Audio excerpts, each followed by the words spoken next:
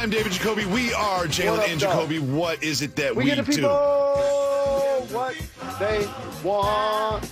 We have a huge guest today, my favorite prospect in the NFL draft, what I consider to be the only sure thing in this draft. Kyle Pitts joins us just minutes away, but we start with big win for the Knicks last night. They went up against the Suns in the Garden.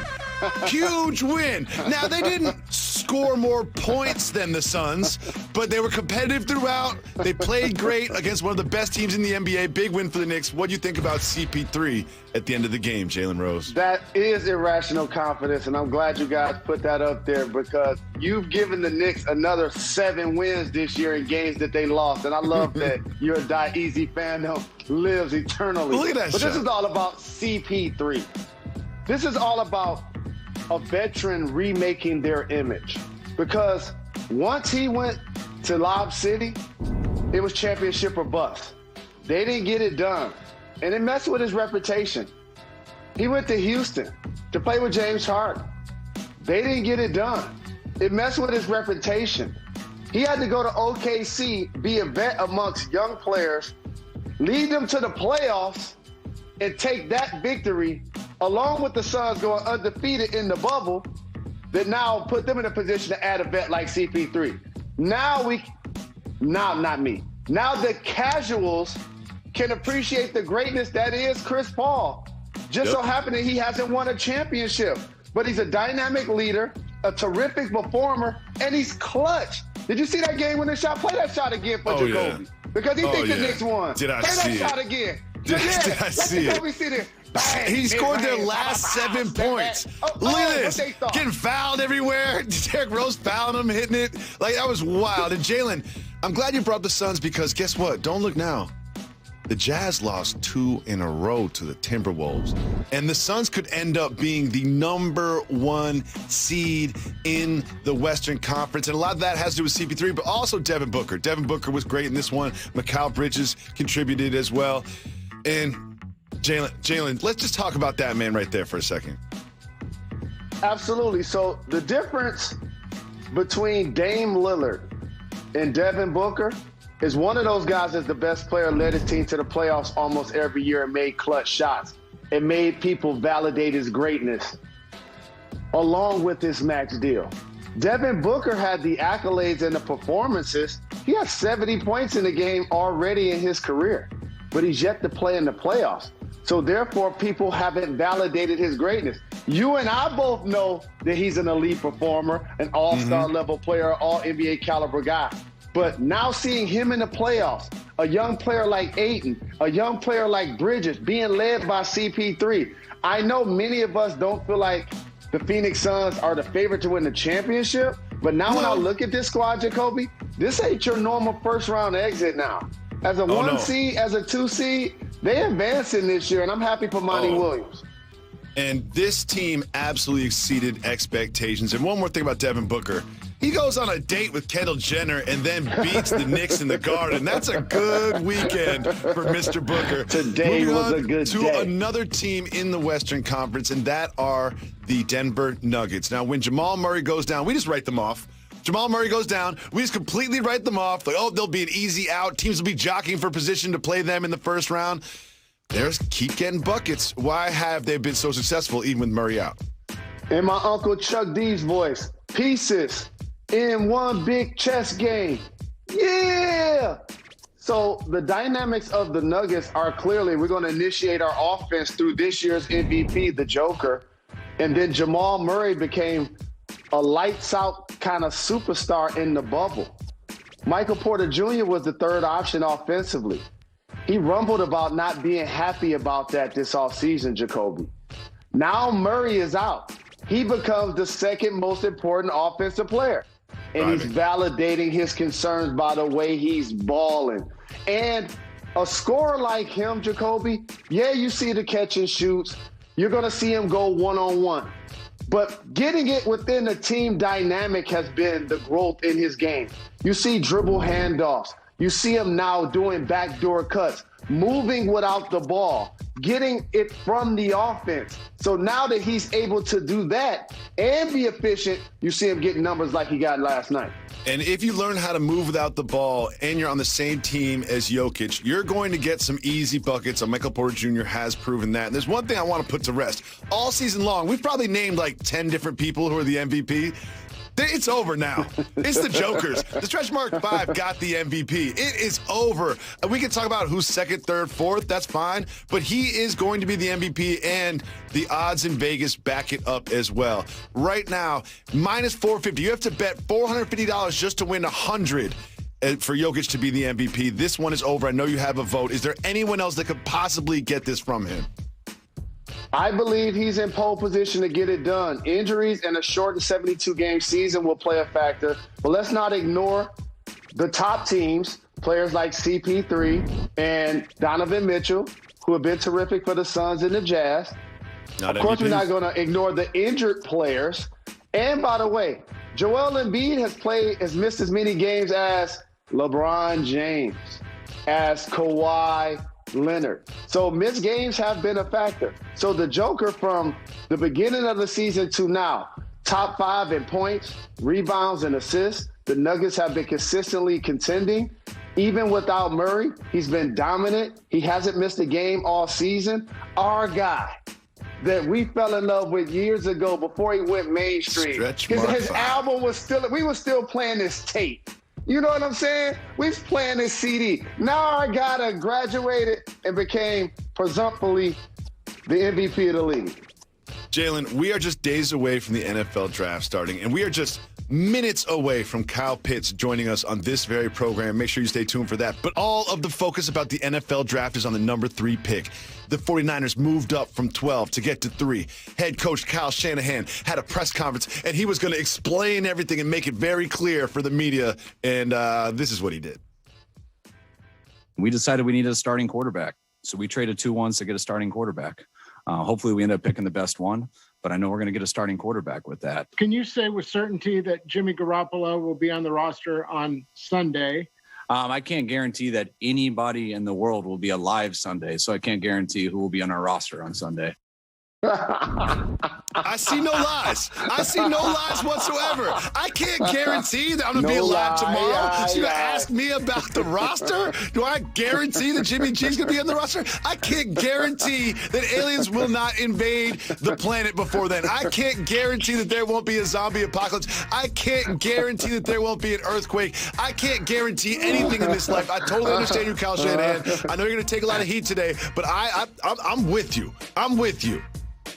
I'm just going to say this. 2 of my favorite people today are Kevin Love. I felt you yesterday, Kevin Love. I went on a Twitter rant to promote myself. I get you. I get you, Kyle Shanahan. I understand. None of us knows what's going to happen this Sunday. But how about if you Jimmy G? One thing he did say, we were looking for a starting quarterback. So therefore, if you were the starting quarterback and they're looking for a starting quarterback, I would believe in the Bay Area, unless you want to be there long term, you probably should be renting or leasing at this point. One thing I love about this from Kyle Shanahan is whenever my wife asks about plans for tomorrow, whenever my boss asks me what I have to do on Monday, Kyle Shanahan's got my answer for everything that you ask me for the rest of my life. Kyle? I can't guarantee that anybody in the world will be alive Sunday. You ask me if I'm going to church? You want to go to brunch? You want me to watch a game with you? I can't guarantee that the world will be here. So I'm not making plans for the future. Thank you so much, Kyle Hedge. Let's give it to me one more time. I love it so much. I can't guarantee that anybody in the world will be alive Sunday. Now, that is real drama in the draft. That will be a pivotal moment in the NFL draft. But there is some bubbling, maybe not real drama. And it all has to do with star quarterback Aaron Rodgers and the Green Bay Packers. The GM came out and said, Aaron's our guy. He's going to be our quarterback for the foreseeable future. If you're the GM of the Packers and you went to the NFC Championship twice and you've got a Hall of Fame quarterback, why wouldn't he be your guy? Why does he have to say this, Jalen? I think the media and fans just overreacted to the fact that they drafted Jordan Love in the first round. And I know Aaron Rodgers is a future Hall of Fame quarterback, hated to see them draft his backup. However, that's what he's going to be as long as Aaron Rodgers is playing at an elite level. And you said it. They went to the NFC Championship the last couple of years, and they were down 8. You wanted to see Aaron Rodgers, if he could score a TD and go for a 2-point conversion. They decided to punt. The defense didn't get a stop. That's really the issue. It ain't that they don't have a really good coach. It's not that they don't have a great quarterback and or a great team. They're extremely close. They re-signed Aaron Jones. If you're the Packers, you stay the course. We have some very important news that matters.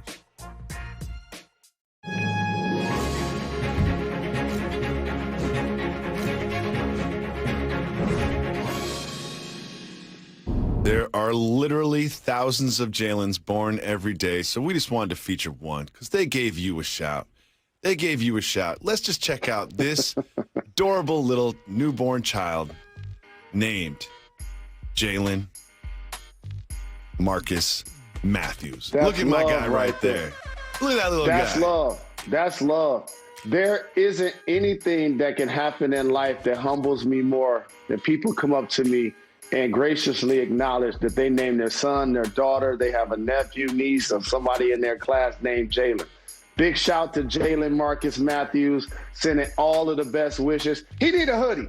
He need a hoodie. No, he already got the hat. He need a hoodie. You see the hat? He's got a hat with a name on it already. They had that thing ready to go. Big shout to Jalen Marcus Matthews. Jalen, we have someone joining us on the program in just minutes that's going to change an NFL franchise for years. Jalen, coming to you live above the Heineken River deck here at Pier 17 South Street Seaport. And we have someone joining us on the program. My favorite prospect in this draft, brought to you by Old Spice. That man right there, Kyle Pitts, joins us on the show. Thank you so much for taking the time. Thank you. I appreciate you guys. Whatever franchise you end up with is going to be so happy to have you. I cannot wait for that. But for those who don't know your work that well, how would you describe your position? A tight end, a wide receiver, a hybrid? How would you describe it? I would say hybrid. You know, the position is starting to change.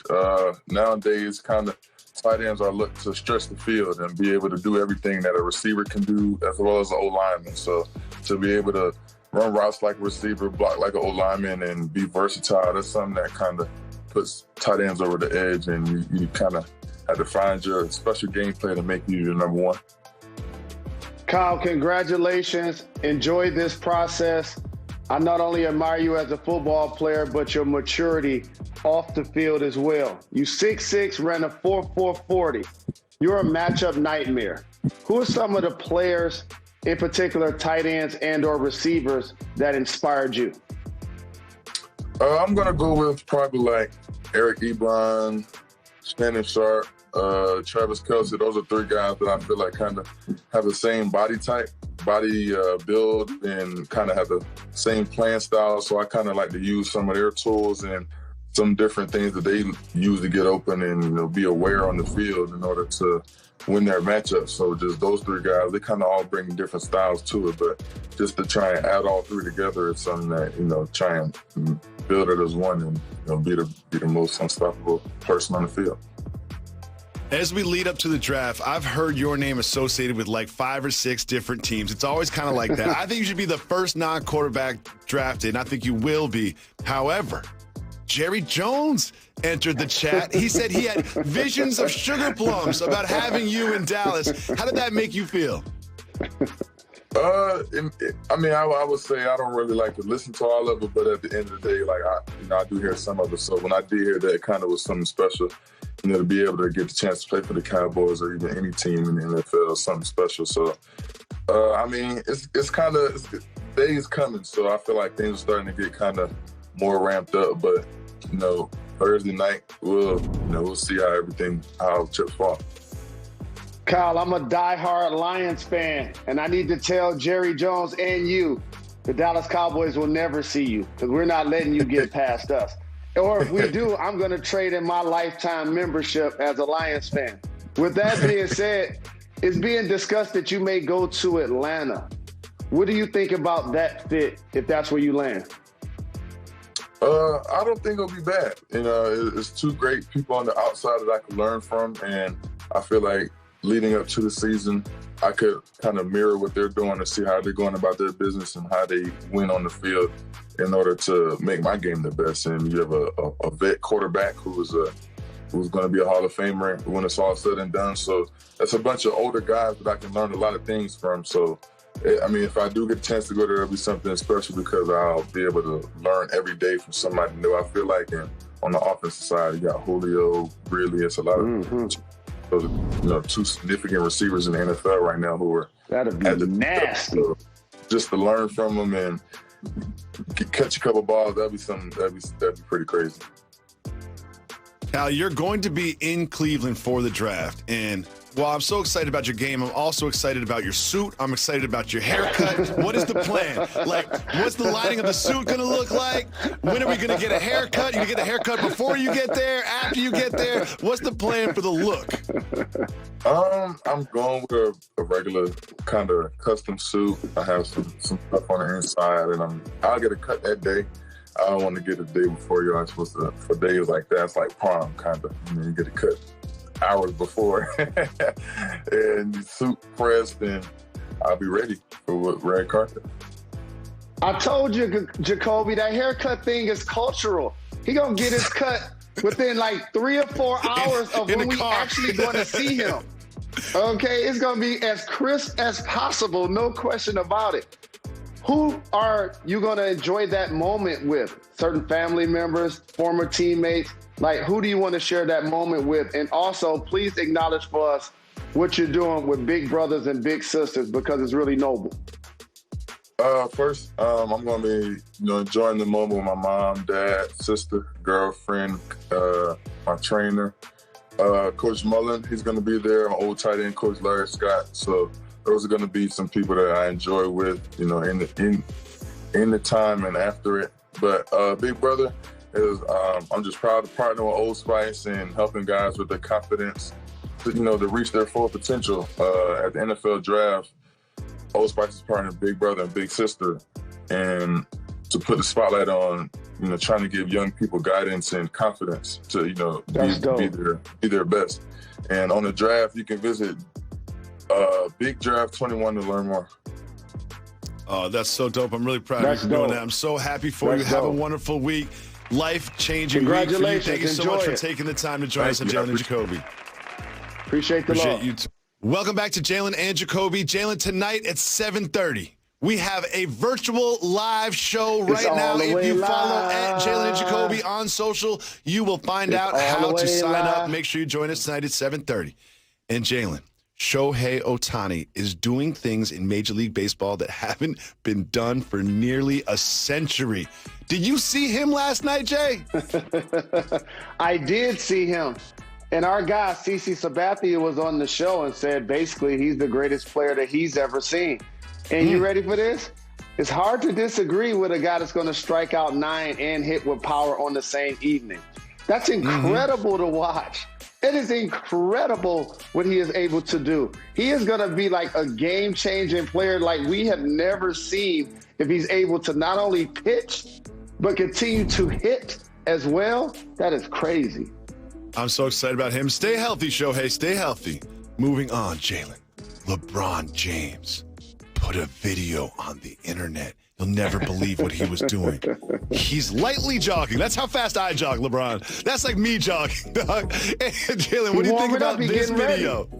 You don't want to run too fast and pull something. He's an OG, man. He warming himself up. But what that reminds me, I got to get in the gym. That's what that reminds me. I got to get You know what? Whenever I think about the future and when LeBron's going to come back and who's going to win the playoffs, only one thing comes to mind, and that's my guy, Kyle Shanahan. I can't guarantee that anybody in the world will be alive Sunday. But next time LeBron does a press conference, they're going to be like, LeBron, when are you going to come back? How long until you're back on the court? And he says, Kyle, can't guarantee that anyone's even going to be alive. We'll be back tomorrow at 2 p.m. on ESPN.